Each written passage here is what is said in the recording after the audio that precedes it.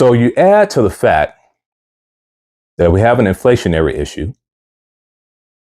Our dollar is losing its purchasing power. And you have an exodus away from our dollar to make their own currency. This could be a very combustible situation. And I don't think people are taking this seriously enough. Hopefully, America has something that they're working on to bring their system up to date. But the first thing we need to do is get our inflation under control. And let me stop here. So I told you about this, what inflation is. So certain things that can cause inflation is too much money chasing too fewer goods. The constant printing of money also causes inflation.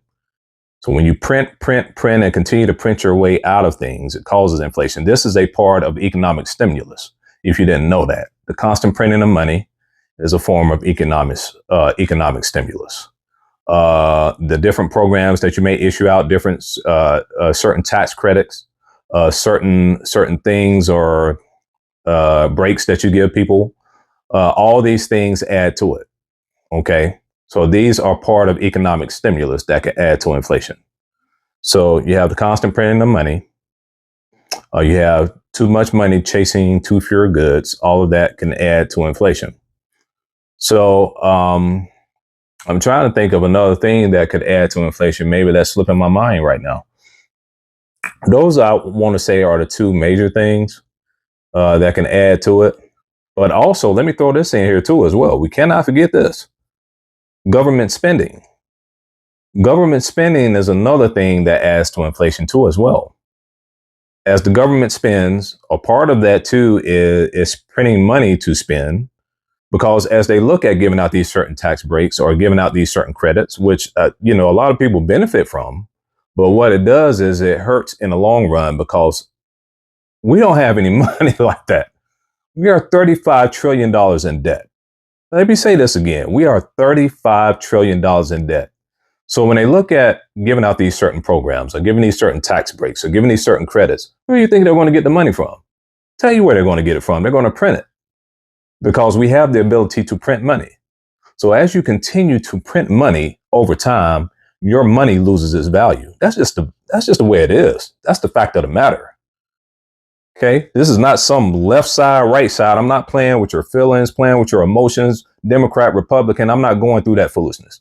I'm dealing with the facts of the matter. As you continue to print money, and no matter who's been in office, they have continued to print money.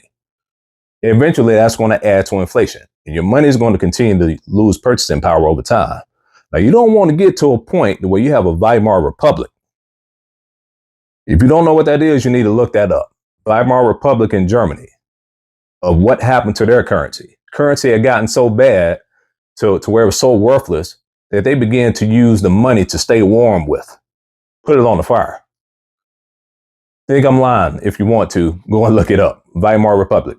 But some of these things where you've dealt with hyperinflationary things have happened in history. It happened with the Weimar Republic. And you can see different things maybe that's happened in Africa where the money's lost its value. And you saw these different uprisings. That's another thing that you have to deal with.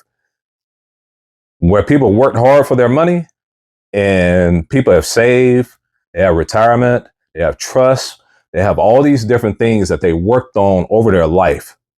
And going in, putting in work, putting in the hours to save and provide for their family.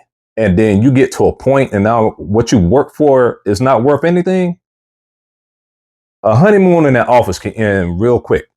I don't care if it's Democrat, Republican, whoever. Let that happen and see what happens. So this is a very serious situation. It's very serious to me and it should be serious to you as well.